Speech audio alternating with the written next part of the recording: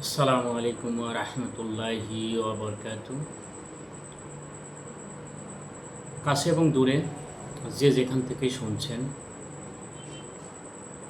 তাদের উদ্দেশ্যে বলছি, আমাকে যারা মেসেঞ্জারে ফোন দিয়ে বা এসএমএস করে অনেক গালাগালি করছেন তাদের উদ্দেশ্যে বলছি, সেটা আমার এলাকা হতে পারে, আমার এলাকার বাইরে হতে পারে। প্রচুর পরিমাণে আমার কাছে ফোন আসছে প্রতিদিন, বিভিন্ন ফেক আইডি থেকে আসছে। ফোন দিয়েই ফোন রিসিভ করার সাথে সাথে প্রচুর পরিমাণে গালিগালাজ। ভাই, গালিগালাজ করে হুমকি ধামকি দিয়ে কোনো লাভ হবে না ভাই, কোনো লাভ হবে না। আমি ছাত্রলীগের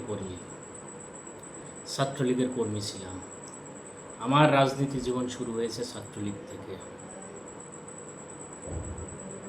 দীর্ঘ 19 বছর ছাত্রলীগের রাজনীতি করেছি। তো যারা ভাবছেন যে আমাকে গালিগালাজ করে এখান থেকে সরাইতে পারবেন, তাদের ধারণা ভুল। আমি আমার দলের জন্য কাজ করব, আপনি আপনার দলের জন্য কাজ করেন, আমি আমার দলের জন্য কাজ করব। তো আপনারা যারা প্রসঙ্গ উঠাচ্ছেন যে আওয়ামী লীগ নিষিদ্ধ, ছাত্রলীগ নিষিদ্ধ, নিষিদ্ধ হয়েছে তাই কি হয়েছে? নিষিদ্ধ করছে কে? অবৈধ ইউজ করছে নিষিদ্ধ। নিষিদ্ধ হইলে কি কাজ করতে পারবো না? আমার দলের জন্য, আমার সংগঠনের জন্য আমার কাজ করতে হবে। তো আপনারা যারা আমাকে হুমকি ধামকি দিচ্ছেন, ফোন দিচ্ছেন, বিভিন্ন ফেক আইডি থেকে কিছু রসালো এসএমএস করছেন, এগুলা করে কোনো লাভ হবে না। বিন্দু পরিমাণে আমি আমার দলের বাইরে যাওয়ার কোনো প্রশ্নই আসে না। আমি আমার দলের জন্য, আমি মনে করি এই মুহূর্তে আমার দলের জন্য আমার কাজ করা অত্যন্ত জরুরি। যারা ভাবছেন, আমার অনেক শুভাকাঙ্ক্ষী বলছে যে এখন এগুলো করার দরকার কি, দল যখন ক্ষমতা আসবে তখন আবার রাজনীতি করো। না ভাই, আমি সে রাজনীতি করি না। আমি দল থেকে কোনো ইনকাম করার জন্য রাজনীতি করি না। আমি দলকে ভালোবাসি। দলের প্রয়োজন যখন হবে তখন দলের জন্য কাজ করব। এখন দলের প্রয়োজন হচ্ছে তাই দলের জন্য কাজ করছে। আবার যখন দল ক্ষমতায় আসবে তখন হয়তো দলের জন্য কাজ করার অনেক লোক বের হবে, আমরা হয়তো পিছনের সারিতে চলে যাব, সেটা জানি। কিন্তু এখন আমি মোহাম্মদ ইমামুল হক সর্দার একজন মানে 100 জন বা 1000 জন বা লক্ষ জনের কাজ করতে পারি আমি আমার দলের জন্য। তো আমাকে ভয় ডয় দেখিয়ে পিছু হটাতে পারবেন না। আমি বঙ্গবন্ধুর আদর্শের সৈনিক। আমি ছাত্রলীগের একজন কর্মী। ছাত্রলীগের বর্ণাঢ্য ইতিহাস আছে। 1952 সালে ভাষার জন্য রাজপথে বুকের তাজা রক্ত ঢেলে দিয়েছিল। 1952 থেকে 54, 62, 66, 69, 70, 71 মহান মুক্তিযুদ্ধে নিজের তাজা রক্ত ঢেলে দিয়ে দেশকে স্বাধীন করেছিল। সেই ইতিহাস থেকে আপনার ভাবা উচিত। বিন্দু পরিমাণে ভয় দেখে লাভ হবে না।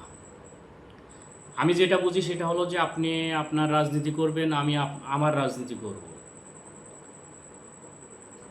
সেখানে আমি আমার দলের জন্য কাজ করব, সেখানে আপনার সমস্যা কী? আপনি তো আপনার দলের জন্য কাজ করছেন, তো আমি আমার দলের জন্য কাজ করব, সেখানে সমস্যা কী? তো যাই হোক, কোনো লাভ হবে না।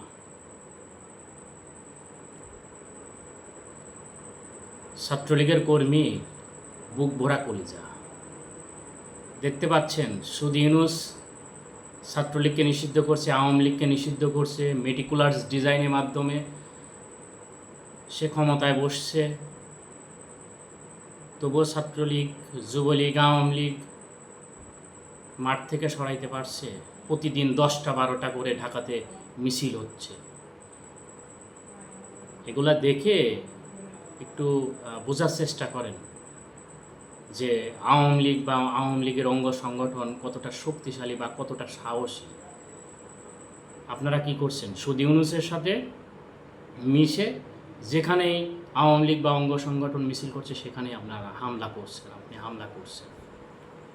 তারপরে কি আমাদের দাবি রাখতে পারছেন?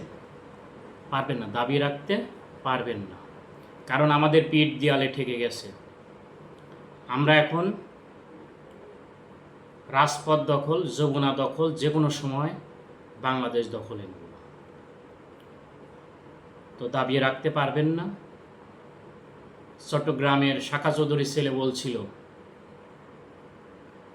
যে আওয়ামী লীগের ব্যানার ধরার জন্য তো 2 জন প্রয়োজন, সেই 2 জন কোথায় থেকে আসে দেখব। হাম্মাম চৌধুরী, তাকে আমি বলবো আপনি আজকে দেখেন আওয়ামী লীগের ব্যানার ধরার জন্য কতজন, সামনে আবারও দেখবেন, সামনে আরও দেখবেন। সুদি ইউনূসের কোনো ছাড় হবে না। সুদি ইউনূসকে টেনে হিঁচড়ে গদি থেকে নামাবো আমরা। হুমকি ধামকি দিতে থাকেন, কোনো সমস্যা নাই, আমি এগুলা পরোয়া করি না। ভালো থাকবেন, সুস্থ থাকবেন, আল্লাহ হাফেজ।